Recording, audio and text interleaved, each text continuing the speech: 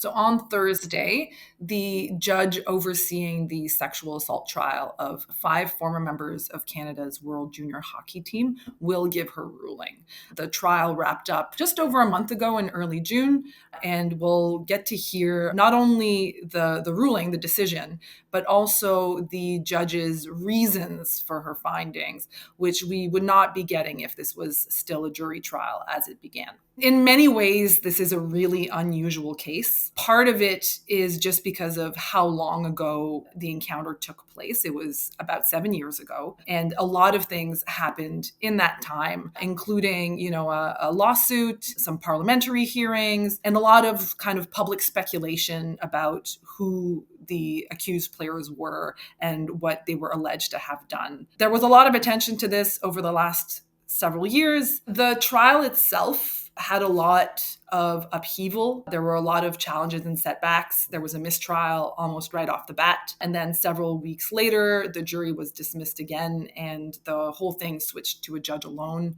just to avoid having to start over a second time. So all of those things, and the way that they played out are kind of unusual. There were also, protests outside.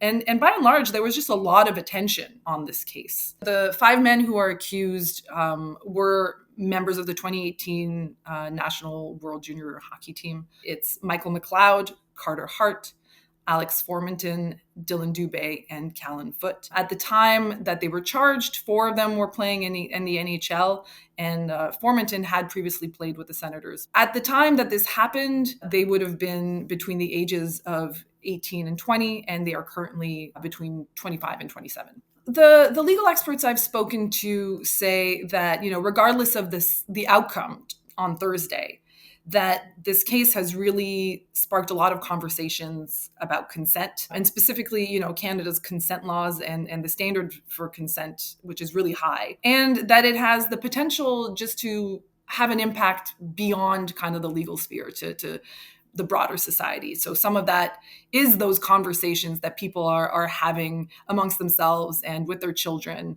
about consent and those kinds of things. From a legal perspective, there's also some potentially interesting things, according to the experts. One of them could be what the judge says in terms of what are reasonable steps to take to determine whether someone is consenting, which was one of the big issues in the trial. And the other is that one of the charges that McLeod faces, which is being a party to the offense of sexual assault, it's actually really unusual. During their submissions, the Crown said that being a party to an offense is usually used more in murder cases than sexual assault. And so it will be really interesting to see what the judge has to say about that.